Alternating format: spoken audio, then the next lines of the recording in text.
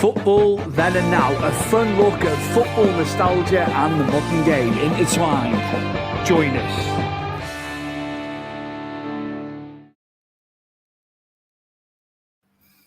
Welcome to episode 9. Episode 9 of Football Now and Then. My guest today is another fellow podcaster and a friend, actually, I'd say. I've been on this podcast a few times. Bit well known now as a massive Everton podcaster, one of the best out there. My other co-host Stuart would definitely agree. And I'll bring him in now, Mr. Mike Richards. Evening, mate. How are you? I'm very well, mate. Very well indeed, because Everton aren't playing again this weekend. So I've got very little football and stress in my life, to be honest. So it's very nice currently.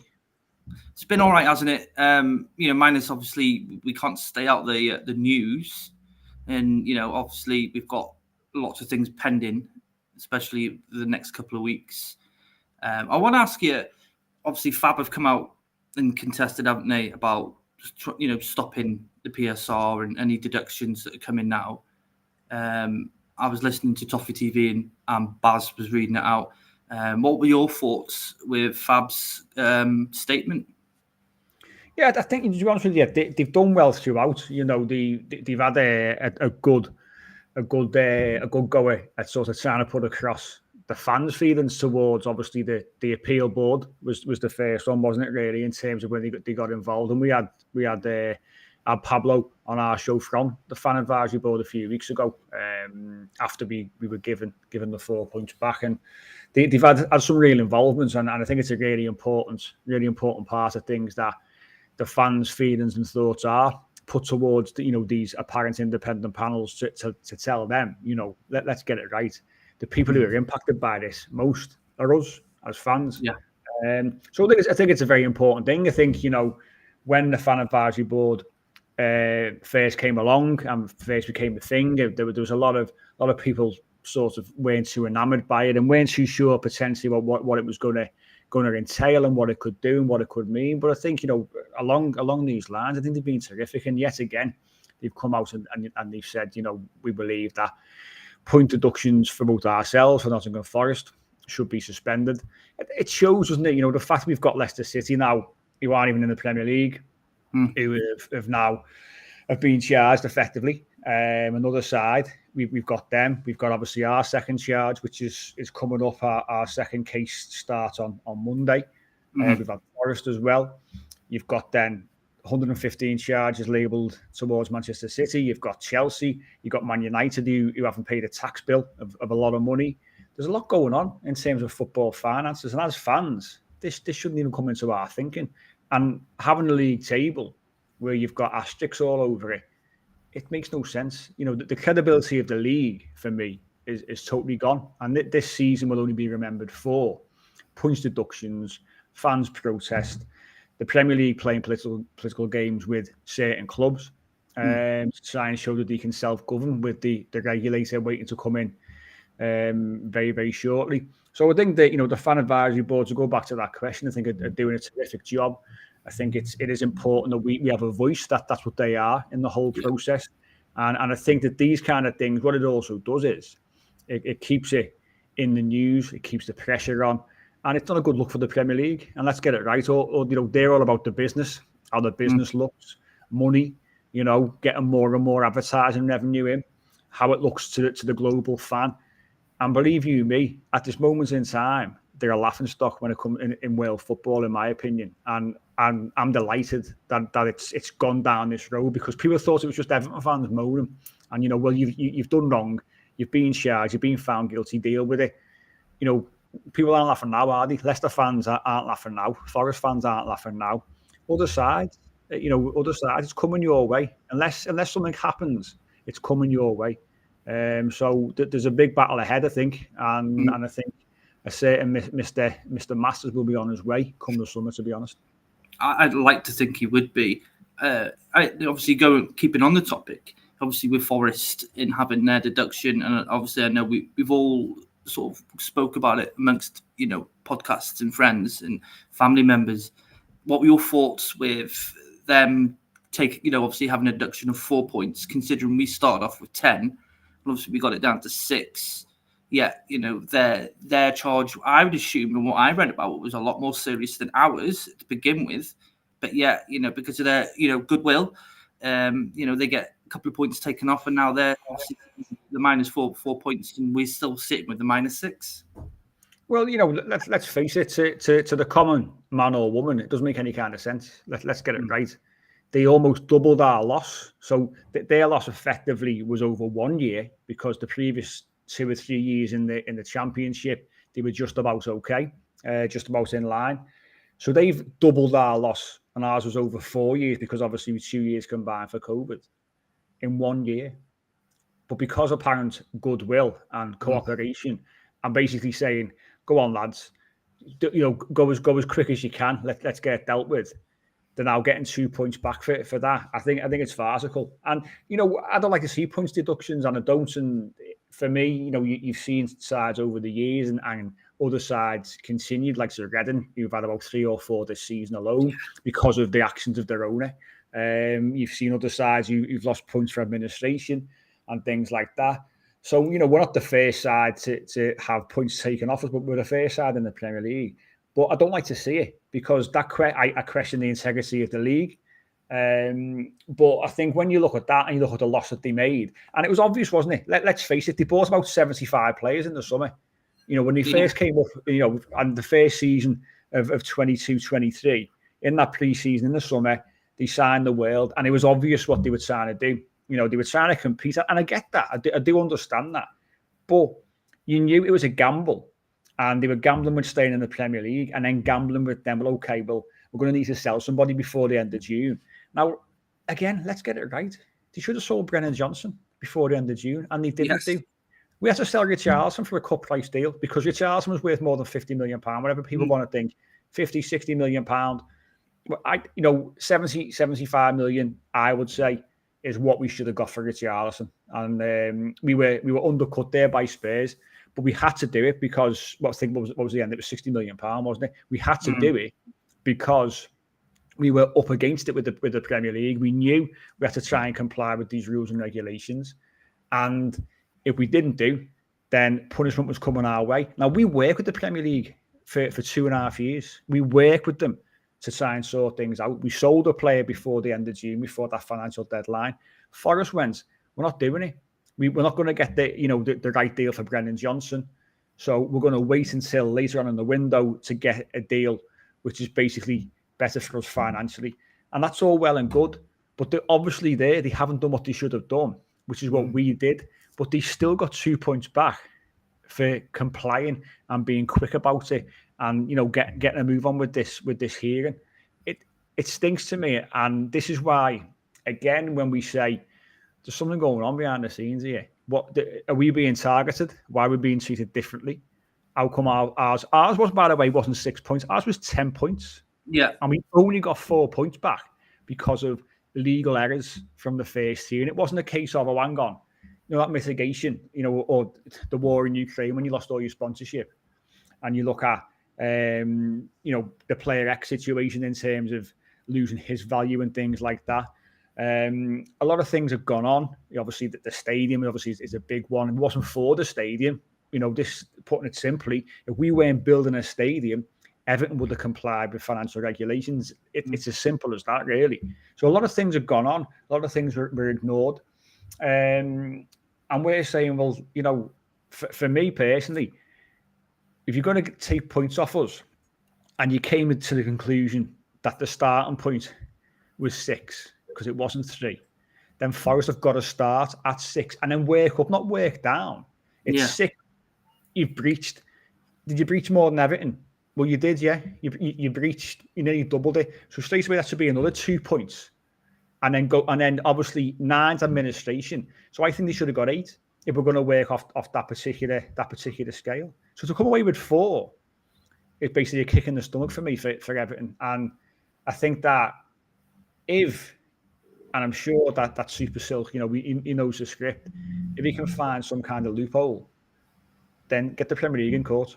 Take them to court, because they ain't going to like that. Apparently, you can't sue the league, but there'll be loopholes somewhere. And I tell you now, what they've done to Everton Football Club, never mind the fact that we have, our ownership issues are still ongoing for nearly 8 months. What they've done to this football club, as well as Farhad Moshiri and other people, is absolutely horrendous. And someone has got a lot of questions to answer. And for me personally, I want to see him in court. And I would gladly get together with other sides outside of the Sky Six and take them to court, because something is not right. This protection of certain clubs, and then you've got sides like Villa who are pushing now for Champions League. Yeah. Newcastle obviously had a great season last season.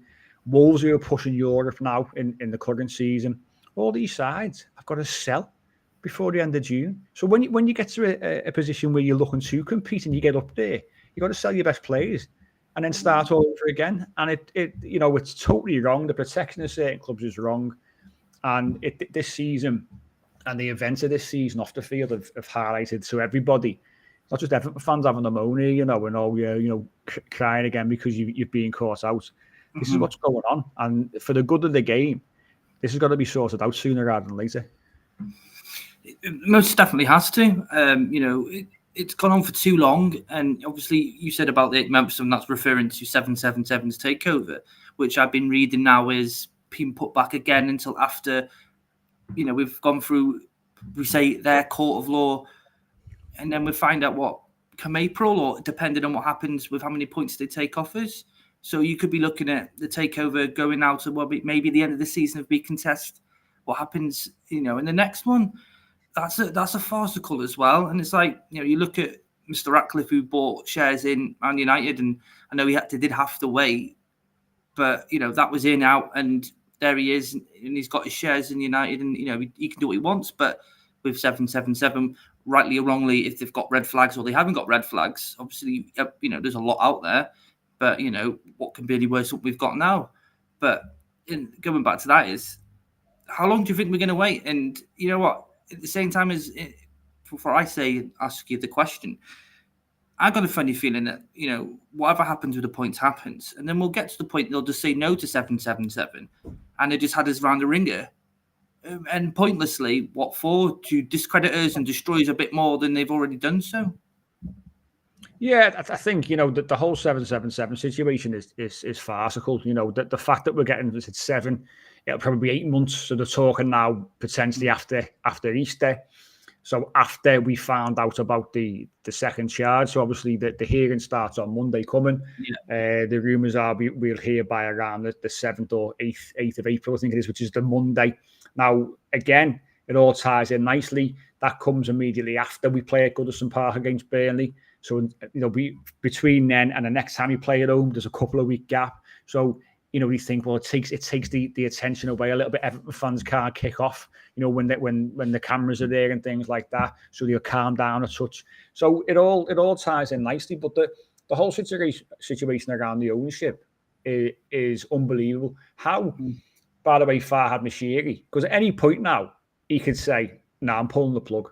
So if anyone's waiting in the wings, he can pull the plug and say, "Nah, I'm not doing it."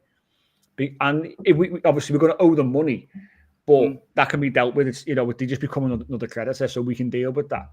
But he's not interested, and that's the alarming thing. Is if in the end this deal doesn't go through, he's got to then come back to the club and show a little bit of interest again. And for me, I sort of think, well, why wouldn't you? Because I always thought Farhad Moshiri would be here until we move to Bramley Moor, because then there's a jewel in the crown. There's the money right there. Once that crown opens. Never mind the revenue from football and match days and things like that. The revenue for other events is massive. It's absolutely huge. Getting other sports, potentially obviously Super League finals down there, concerts, obviously music events, boxing, boxing and stadium events. There's so much that you can do down there. It's a fantastic location. It's only going to get better and better in terms of the amenities down there, hotels, restaurants, bars, things like that. So the site itself is going to bring in a lot of revenue. So then throw into the mix, obviously, that you're going to have the naming rights from the ground and things like that. I still think to myself, why wouldn't you want to sort of be there to then make the money? But obviously, the truth is his friend, Mr. Usmanov, is behind him. assets have been frozen for both in a lot of countries across Europe. So probably getting his hands on certain funds is a bit of an issue. But he's got to, if it falls through, he's got to show an interest again. But the Premier League are absolutely, they're taking the mick with the whole thing, aren't they? There's no way it should run this long. And if you're still going through documentation and you're still looking at evidence to see whether there's cash flow and there's money behind 777 after 7 months, there's a problem, isn't there? There's a massive problem there. So surely then you can say, do you know what? We can't, you can't pass the relevant test here. That's the end of that. And they can come back again if they can find the proof. They can come back again, but you got to draw a line and say, do you know what? It's gone on for 7 months now. It should be 3 months and you're done. No question, no elongating it. You've had plenty of time to give us the evidence. If you haven't done so, or the evidence doesn't stack up, then just say and go, okay, on your way, and we'll move on. Everton will go to administration, because if we went bust, too many people lose a lot of money. So it does nobody any favours if Everton went to administration, because straight away any money that's owed is, if they are, see you later, it's gone, and we just start again. So I think there's a lot of scaremongering around at the moment, which I think people need to just calm down on. But the whole thing is a debacle, and yet again, it's evidence of the Premier League being not fit to govern the actual league itself. They certainly don't appear to support certain clubs, and when you're working so closely with the Premier League, you feel like you're being stabbed in the back. When we've sold literally every single one of our best players over the years, Richarlison, Anthony Gordon was obviously a big price player. We've obviously the likes of Ancelotti went, obviously James went, Luka Dean's gone. There's so many high profile players for Everton that we've lost along the way to try and comply. And when we've done deals, it's been literally, paying nothing up front, and then we'll pay you so much in 12 months, and trying to be creative. And even when you're doing that and you're having 3 seasons worth of relegation battles, even then people can't see what the problem is. And the problem is the rules and regulations in place in the Premier League do not allow sides outside of certain clubs to be competitive, and it's as simple as that, really. After everything they did as well, the Sky's Super Six, as they would say now, they wanted to make a Super League. They wanted to bail out in the Premier League, and they wanted leave us all behind to make much more money.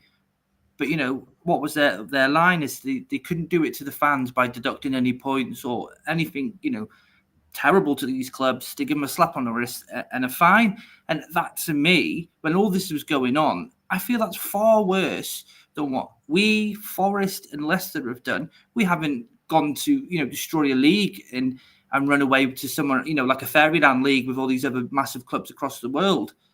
But as their line was, we can't do this to the fans. But they're happy to do it to other clubs. As you've said, they have preferences for other clubs that are, at the top off. And I think it's ridiculous. And you can only see, MPs, Andy Burnham coming in and saying what he's having to say, not even getting his video up on Sky after having an interview. And it just baffles me that, certain people still in the media are still looking at situations and saying, well, no, it's Everton's fault. They spent, 700 million on players. And that is stupid, because we made money back. I know we went a bit crazy and we spent the money, but we also made money back on players like Lukaku, when he went for big bucks. And as you say, Richarlison should have been sold for more, but we still got money for him. And Gordon, Moise Keane. And I sit here and it's like, it's so frustrating. And then I read stuff on Twitter or wherever, or I listen to you guys, and it's like you lose your voice sometimes in sort of in the crisis of everything, because it baffles you, and it's like you haven't really got anything to say. And I think the thing is, as fans, we're frustrated because we know that there's been no progression on the pitch, and the reason why there's been no progression is because we've had to get rid of our most valuable assets because of mistakes, a lot of heavy financial mistakes that were made when we first came into money. It's when you're spending tens of millions of pounds on on how many number 10s in the same transfer window, Yeah. there's a problem. When you're given massive contracts for many years to players that, let's face it, are bang average at best, Yeah. there's a problem, and they're mistakes, and we're paying for them, and we understand. But the narrative around that, in terms of lazy punditry from certain people who just literally use that as a stick to beat us with all the time. Well, you spend so much, so many hundreds of millions of pounds on players. So does every side. We wasted a lot of money. We know that, but we work with the Premier League to try and stay in line. We tried everything to try and stay in line, and that's why we felt so hard done to. Because I think it was Baz on Toffee TV. He was on the Overlap, the fan debate. I did watch that one. Yeah. And he said, you can't tell me, since they introduced these rules and regulations, that a side has not breached them, because they obviously have. But the difference is, the Premier League would work behind the scenes with clubs, and nothing would come out publicly. And if you showed signs of improvements, they were happy with that. But the reason why this has now become a public issue, and we're now seeing points taken off, is for one reason only. It's because they don't want an independent regulator, and that's the reason behind it. So I understand the need to make sure clubs are sustainable and owners don't just come in and then when they get bored, that's it, they pull all the money out and then the club folds. I get all of that. There's got to be some kind of regulations, of course there has. But when it protects certain clubs, and when it means that the biggest league in the world is not competitive, you've got a problem. But they don't care, because the Premier League just think the certain sides are the ones that sell the league across the world, basically. They're the ones who bring in the bulk of the money, the bulk of the revenue, the fans watching around the world. Obviously, certain clubs have got fans all around the world. A lot of fans, like if you're Manchester United's, obviously now Man City are catching up, Arsenal's, Chelsea, they've got a lot of fans around the world. So we get that. But when these regulations hit, all of these sides were in a fantastic position to basically just pull further away. So what good's that? What's the point? What is the point of having a league where you've got so many sides? And okay, the odd side now and again will have a little bit of a magic season. So Aston Villa currently, but he spends some money doing so. But then they've got to sell. They've got to sell in June to try and meet the regulations, because they've gambled, haven't they? Now, if they don't get Champions League football, the gamble hasn't paid off.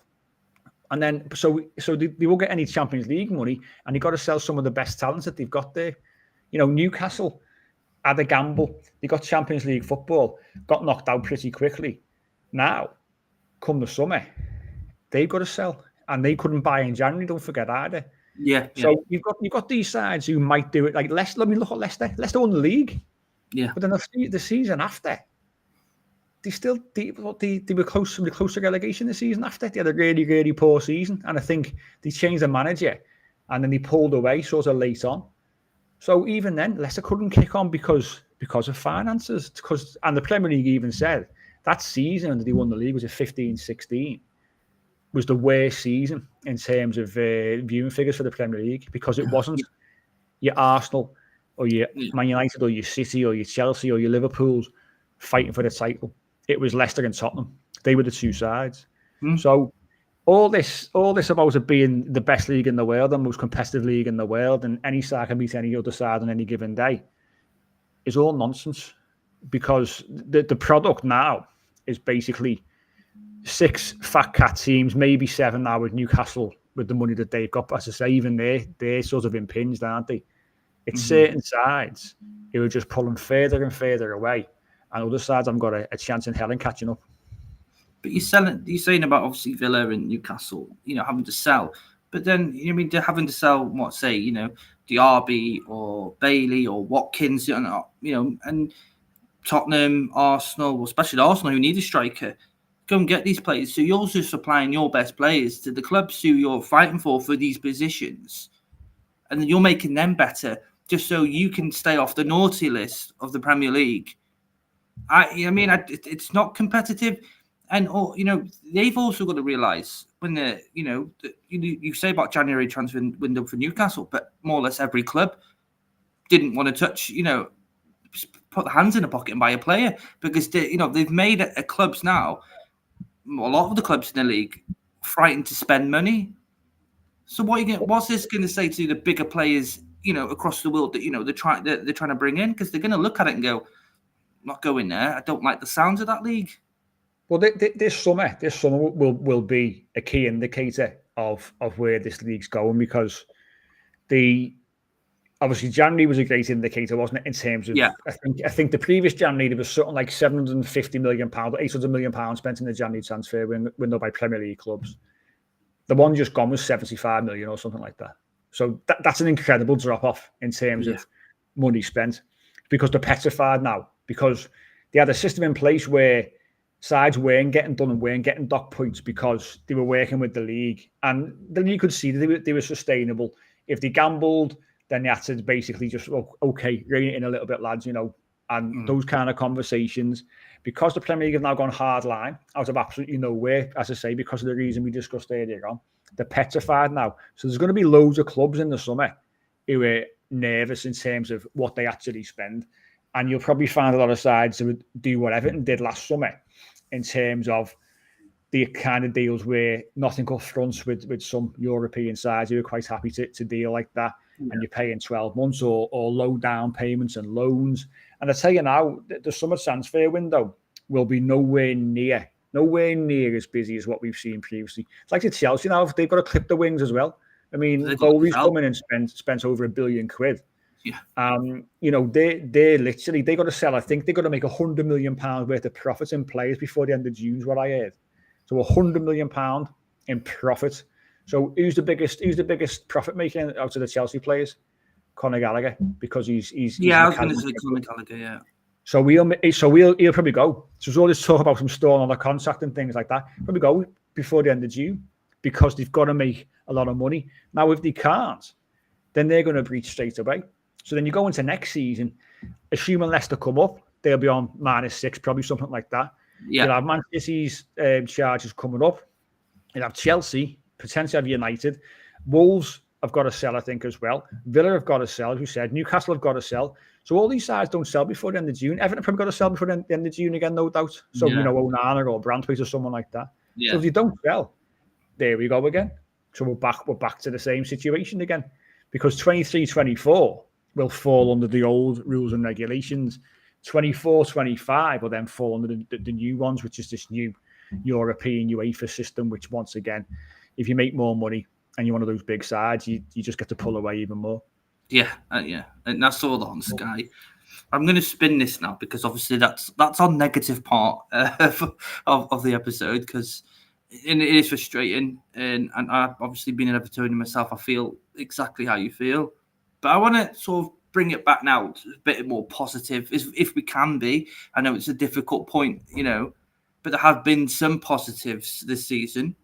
Dyche, and I know there's a lot of criticism on Dyche. His substitution timing isn't great, and I'm not the only one. I've heard you obviously on your show mention it, but I wanted to sort of go and say, like, what he's done to the team, and we look at the previous managers obviously we've had with Rafa and Lampard, and when shit went to shit, we capitulated, didn't we?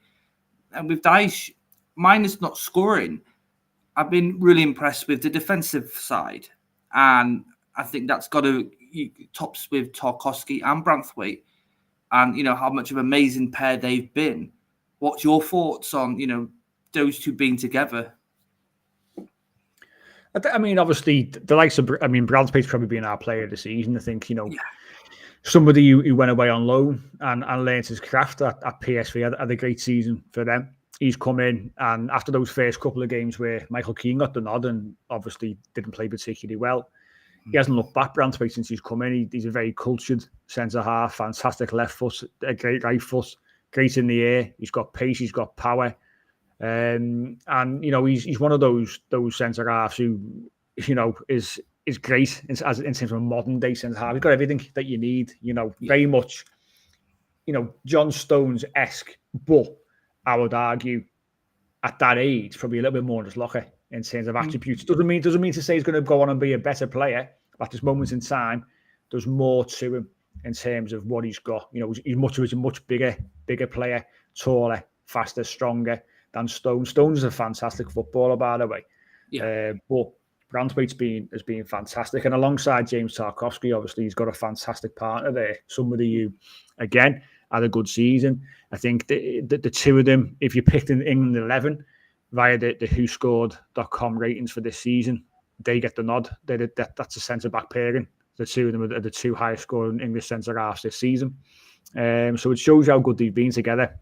And something which I think is great if you can afford to look forward, and we haven't got to sell him. But I think the problem is that, who makes the biggest profits, which what we were discussing before about Conor Gallagher, and it's Brantford, who's bought for £900,000.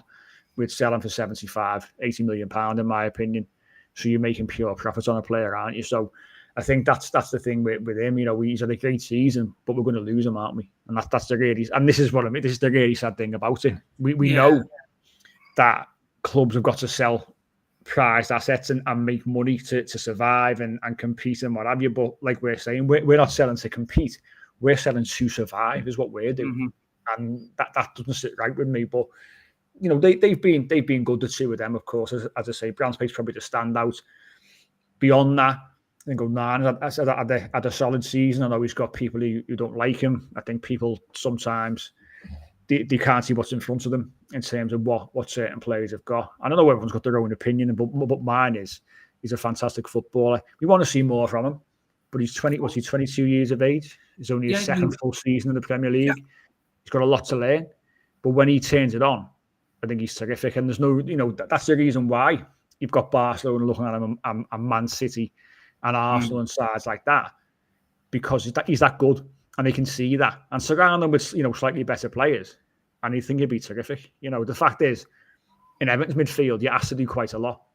And it's, you can't express yourself with us because of the situation we find ourselves in. Slightly more relaxed environment where you've got a bit more quality around you.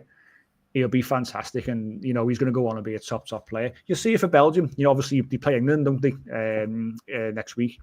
So we'll keep a close eye on that, because you'll see him surrounded by better players and just see what he does. And I think he'd be fantastic. He's going to be, I think he'd be playing for a top European side in the next probably 6-12 months, in my opinion.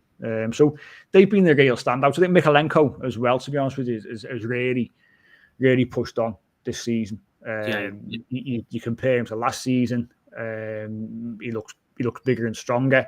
Defensively, he was always good, but that's improved a bit better going forward as well. But just understanding the game and the pace of the Premier League is really important, and it's taking a little bit of time for him to adjust to that.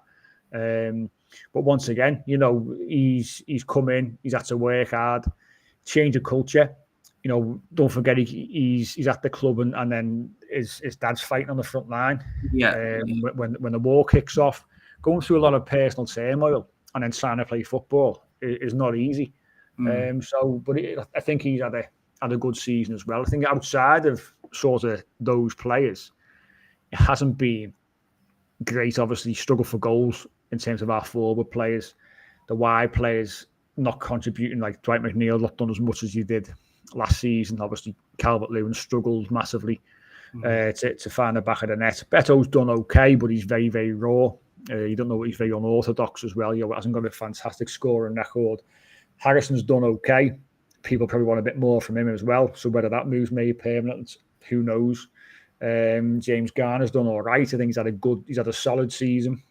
But there's a few bright lights there, but the bright lights in Onana and Brantford, the chances are they'll be moved on in the summer. Probably one fairly early, and then one as we enter the sort of back end of the window. But it's sad to see, but it appears the club is very much in survival mode up until when we get to Bramley-Moore.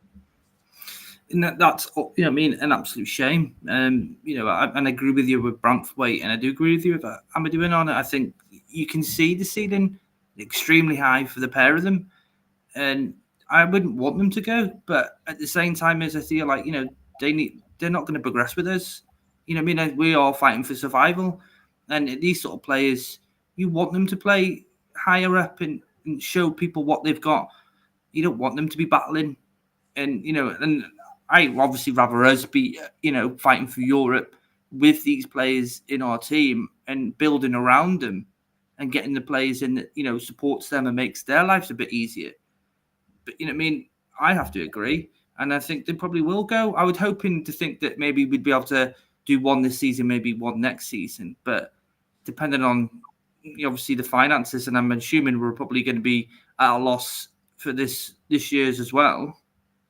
We're going to have to sell them, aren't we? But we got to ask for as much as possible, and you know, not pussyfoot around and you know, like, accept whatever we get given. You know, because we're little old Everton, and when, you know, a big club comes and they put money down, we're like, okay, yes, okay, we'll take that. I would hope we would bash it off the table and go, no, I want more. He's going to be playing for England soon. He's playing for Belgium, and he's got a massive high ceiling. I want more than that. But it worries me to think when these clubs come in and they do offer, we're going to be like, you know, oh, okay, but we only need this to cover a certain amount of money that we've lost. And that annoys me. Yeah, no, I totally get it. I mean, obviously, think back to last summer in terms of what we did in terms of outgoings. Obviously, Alex Iwobi was a big one, wasn't he, in terms of what we got for him from Fulham. You've obviously let, like, Yerry Mina go, who was on a lot of money per week. Mopé went to Brentford, so he's going to go, don't forget, on a permanent deal. It's not going to be for big money. It'll be for less than what we paid for him.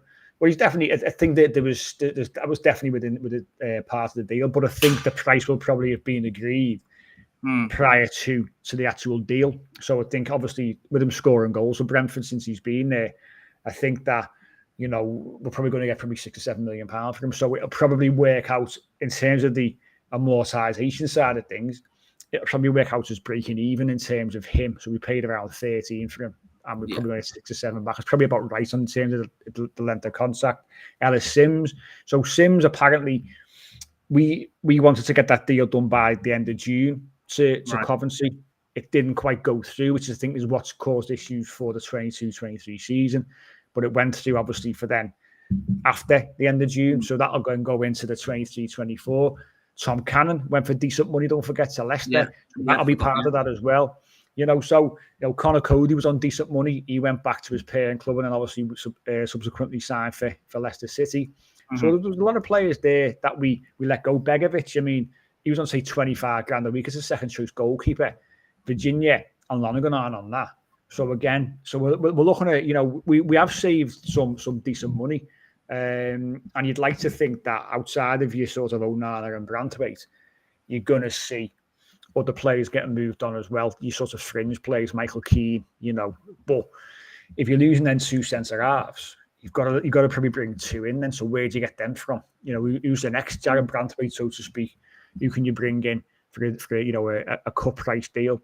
So we've got to be careful. You know, we've got some players out of contract, Garner Gate out of contract, Seamus Coleman's out of contract. So, you know, they're the sort of 2 main, and you've got Harrison going back at the end of his loan deal. So we've got a lot of work to do in the summer. The chances are there won't be a lot of money flying about, but we will be bringing a fair bit of money in based on the sale of two big assets. But it's just sad, the fact that we are where we are. The stadium wasn't financed properly either. Let's get that right. So if that was financed correctly, that would have helped us in terms of the money that was in the club for, you know, for buying players and paying for contracts and things like that. So the hope is, obviously, one final season at Goodison Park. Hope, fingers crossed, obviously, it's in the Premier League. And then we can then move and look forward to hopefully a brighter future when we move to Bramley Moor at the start of the 25-26 season. Obviously, I'm going to go on to Bramley Moor, but one of my friends from school, who's an Evertonian as well, has put, horrible to think of a bit, if we don't survive, how many players will lose, you know, if due to contracts. I think he's obviously meaning if we were supposed to go down, and how many players will leave. That's a hard one, isn't it? But I imagine the players we've obviously just discussed would be the ones that you'd be ship out as quick as possible. I wouldn't even want to think about, if we got relegated, Mike, to think of their regulations and what they'd do to us if we went down there. And I think, you know what I mean, that literally, not to quote AC/DC here, but that would be a highway to hell, really, wouldn't it? Well, I think the thing is with that is if we went down, which we don't obviously want to think about. So yes, we would lose a lot of players and a lot of money, of course, but we'd have to come straight back up again, which is not always easy to do. And now the likes of Leeds and Leicester are looking good at this moment in time, and you'd fancy at least one of them to come up automatically. Obviously, Ipswich will have a say in that as well. You got Southampton in the playoff places. I think they're currently fourth, aren't they? But it's not an easy thing to do. The Championship's a very, very difficult league. So, try and, when you lose a lot of players, try to then come back up with even less money to spend. I know obviously you don't pay the same kind of prices when you're in the Championship, but it wouldn't be an easy task. And you'd find, if you went through our side, Pickford would be gone. Mikalenko would be gone. Patterson would be gone. Brandspeet would be gone. Onana would be gone. Garner Gay would be gone. James Garner would be gone. Calvert-Lewin would be gone. Obviously Harrison back on loan, and McNeil would be gone. So you'd look at that our starting 11, so to speak. All gone. Yeah. Probably decimated. Probably if you look at that squad, who would still be there? The likes of Seamus Coleman probably get another 12 months. I'm sure he'd stay. The likes of Michael Keane would probably hang around, but he'd have to take a bit of a cut in his wage. Whole game. So they're the kind of players, where, I mean, obviously we love Seamus Coleman, of course, but of course. All the fringe players are the ones you're then looking at and then seeing who you can bring in around you. So Leicester, again, they appear to have gambled because they kept a lot of their players. Nobody sold Maddison. Of course, he went to Spurs, and Harvey Barnes went to Newcastle, but they kept a lot of quality there. Iheanacho's still there. Daka's still there. You've got Dewsbury Hall still there. Vardy's still there. Faz at the back, the centre half still there. There's some real quality in that side. They're probably a better side than we are, to be honest. But they didn't sell loads of their players. But what they did sell, they made a lot of money on the likes of obviously Harvey Barnes and James Maddison. Yeah.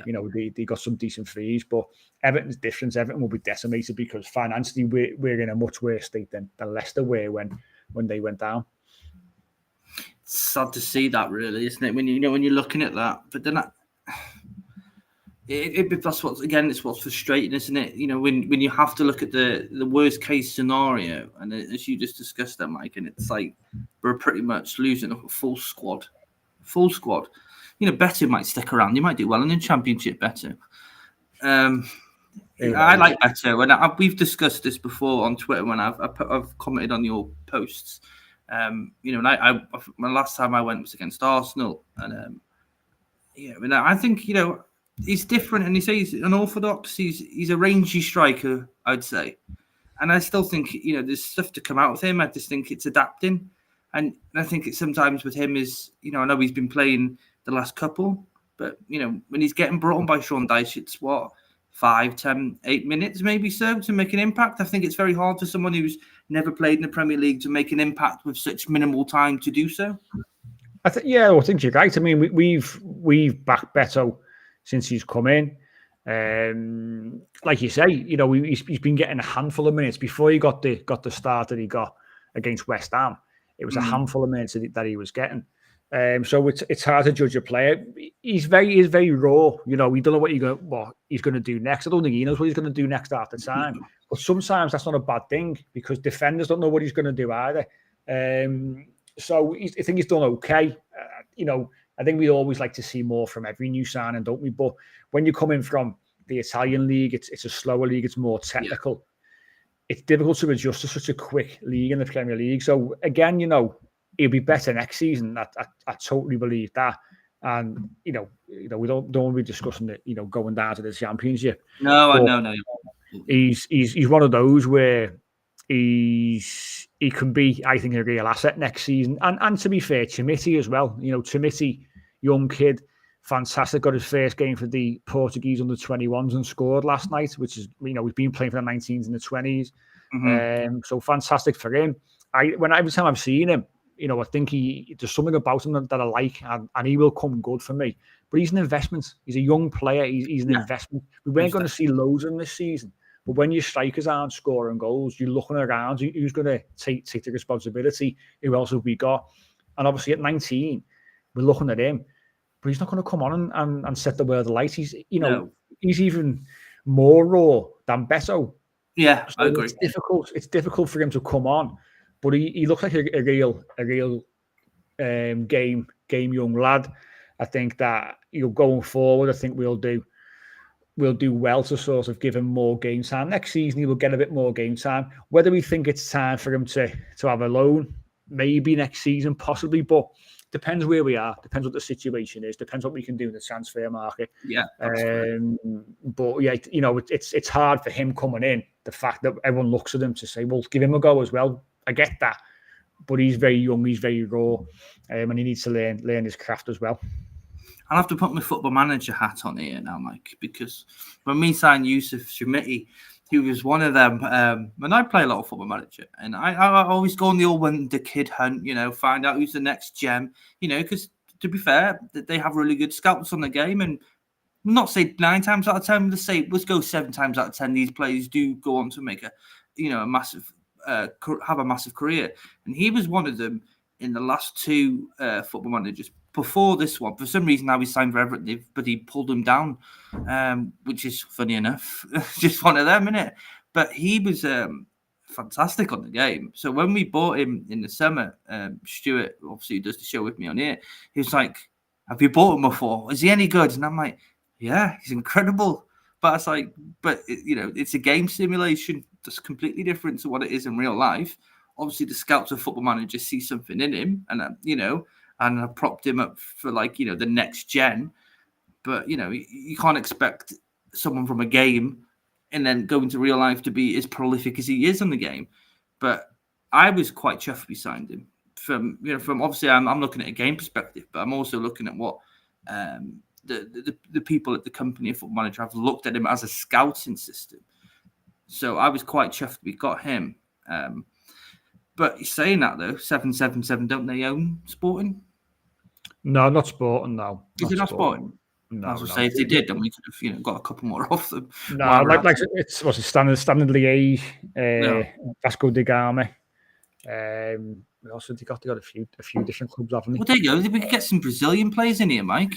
Well, Everton appointed South American scouts not too long ago, maybe a couple of seasons ago. I think they've still got them. And obviously, you'd look at the kind of link up with these clubs, wouldn't you? In terms of this is what other sides do, whether we agree with it or not.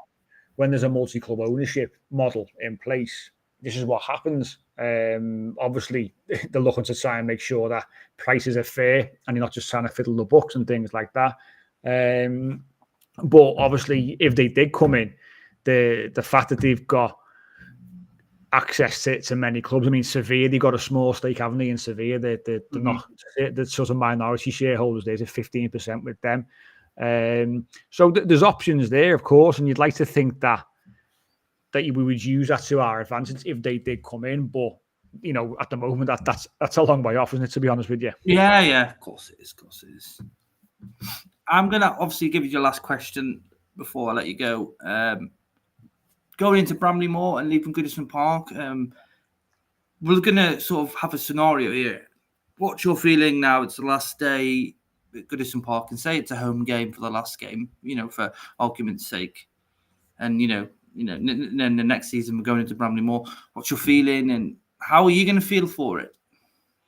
I think it's a strange thing, isn't it? Because, we've only ever known Goodison Park. Yeah. Goodison Park opened in 1892, of course. No one was around for that. But everybody who will be there on our last game at Goodison Park, as you say, maybe like our last game of the season, full stop it. But we're going to have, obviously, a last game of the season at Goodison Park. It's going to be a very emotional affair, of course. And it sounds strange because, at the end of the day, it's bricks and mortar and a lot of wood in certain stands, of course. And pillars. Yeah, but don't forget the pillars. Of course, but this is that was the charm. That is the charm of Goodison Park. Yeah, there's pillars there. Sometimes you're sitting right behind one. I've been there myself over the years. Yeah, me too.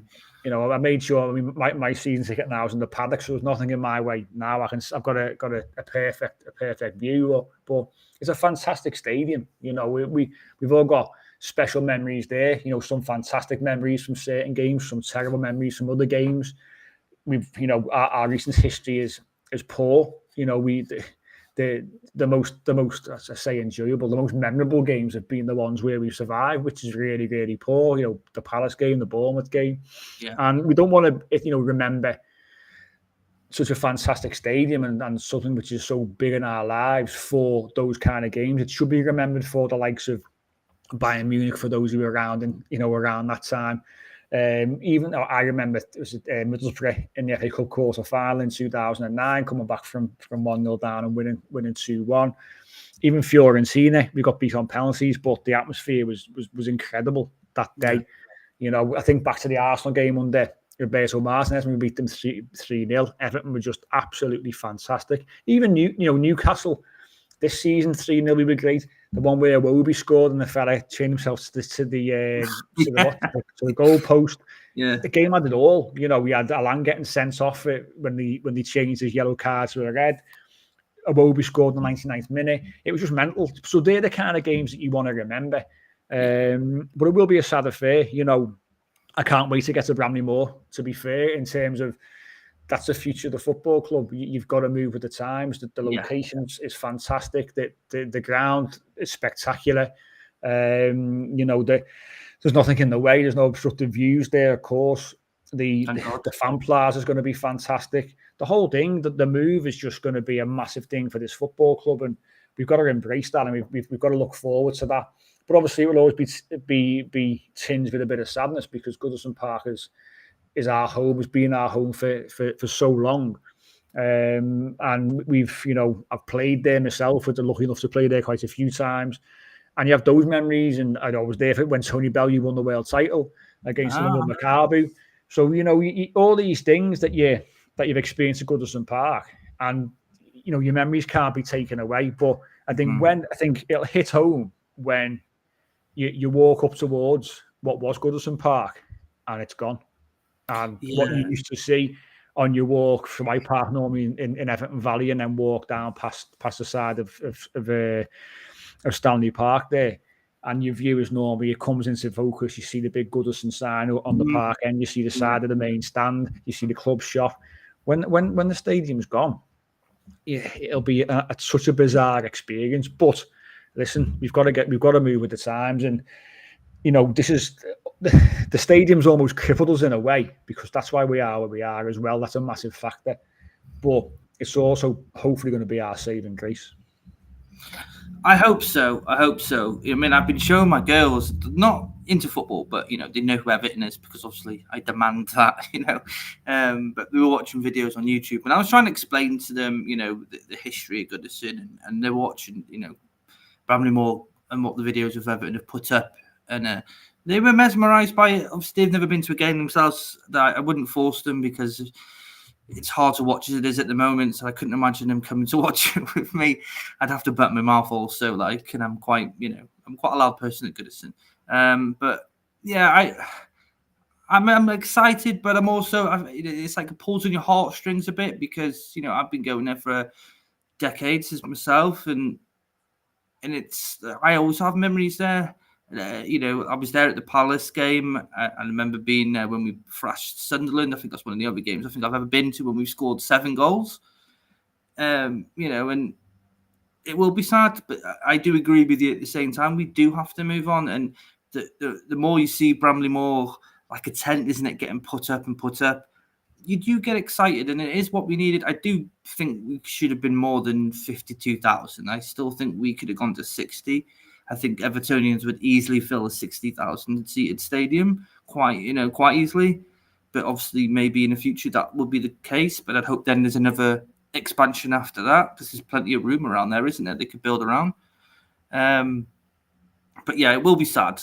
And I mean, I don't know. I can't compliment it in my own mind what I'd think. Like, I'd probably have to get drunk or something. And it's like a break or something, when we leave.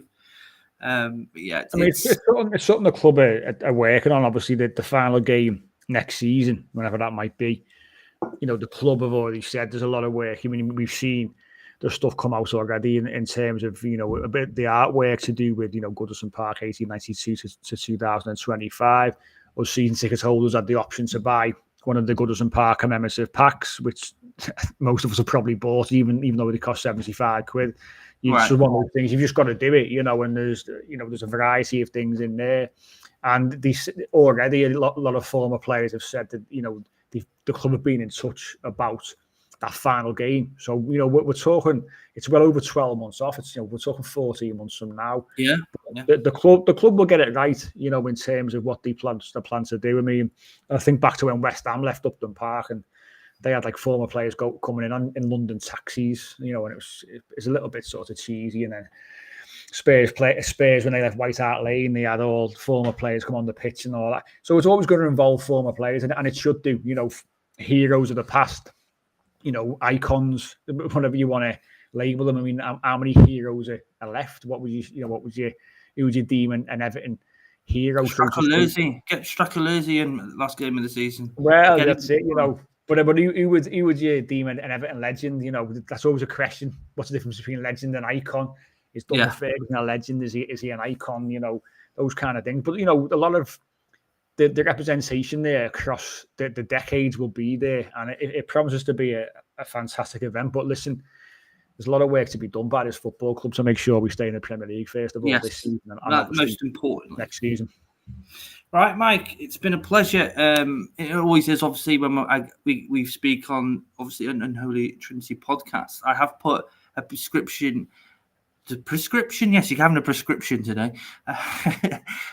The description for all the subs down below in the comment section, and you can go on Spotify, can't you? I think you're on everything the same for Sports Social, aren't you? Yeah, so we're part of the same network, aren't we? So we're all on Sports Social on their network. So you can go to their website. And he's frozen. Yeah, so the links. Hopefully Mike will come back in a minute. But yeah, the links for the Unholy Trinity podcast are below. But I think I lost you. I think we had a bit of a connection. Yeah, I was going to say we did. I think you froze for me, and I probably froze for you. Yeah, you did. Yeah, modern technology. So yeah. Sorry, all I was saying. So yeah, all part of the Sports Social Podcast Network. Have a little look on our website. We are mainly an audio podcast, although we will dabble in YouTube now and again. So we have got a YouTube channel on there. There's some of our older videos on there, and we are going to start using that again in the near future. And then obviously Twitter, Instagram, Facebook. Come and check us out, because there's a bit more to it than just a podcast. Monthly competitions are the big thing at the moment as well. Yeah. Loads of Everton stuff being given away every single month. Variety of whether it be kits, different shirts. The Christmas one was worth about £400. There's the different kind of prizes. So come and check us out. I'll listen to the podcast. Some great guests, and we appreciate obviously any support. Yeah, and it's a fantastic podcast. All three of you do a great job. I mean, as I said at the start of the show, when I was bringing you in, you are one of the better ones, or probably one of the better ones to listen to, because I going through them all. The Toffee Blues is a good one with Lyndon.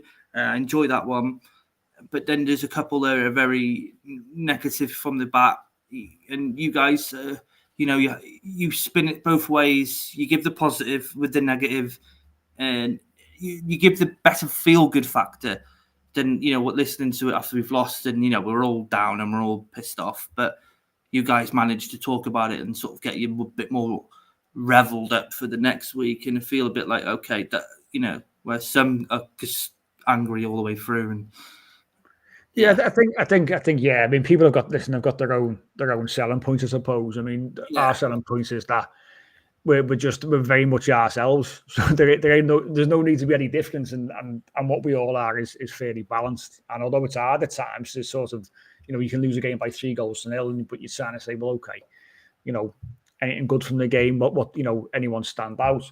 Can we look ahead? What positives can we take from the game? As well as saying, well, you know what, he wasn't very good. I think the manager got that wrong. You got to look at things, I think, two ways. There's no point in being. We're not a reactive podcast. We haven't got to shout and scream. We haven't got to swear. We haven't got to do nothing like that, just to get our points across to try and bring people in. If you want a balanced, a balanced discussion, you don't mind that as opposed to someone shouting and screaming, then obviously we're probably a good choice for that. But sometimes it is not easy, and we will sort of not record immediately post match. We'll wait 24 hours or so before we then sit down and have a chat about it, because that's when things can get a little bit sort of clouded, and you do start to go down a little bit of a passionate rant about certain things. But listen, each to their own. Everyone likes different things, I suppose, but we've been going for over 5 years now, so it's served us pretty well in that time. Done really, really well. Well, thanks, Mike, for coming on, and obviously I hope to get you on again, and we can have a non-Everton discussion and have what we were going to do originally with Stuart, and talk about what the actual show is about, where we, dive into the past and future about certain topics of football. But it's been a pleasure, and it's been a good year since I last spoke to you, so it's nice to catch up, and I appreciate you coming on the show. No, thanks for asking me, mate. No, I'm always glad to jump on. It's nice to not discuss Everton as well. So I look forward to having a conversation not about Everton and just about football in general. I will make sure that happens. That'd be quite nice. All right, mate. This has been episode 9, and we'll see you. I think next week. We did actually, before I disappear, we did a live before with Lee McIntyre, if you know who he is, Mike, a director at Tranmere Rovers. Fantastic and fascinating to listen to someone, from that side of the pitch instead of, on the pitch. But this has been episode 9 of Football Now and Then. Thank you very much.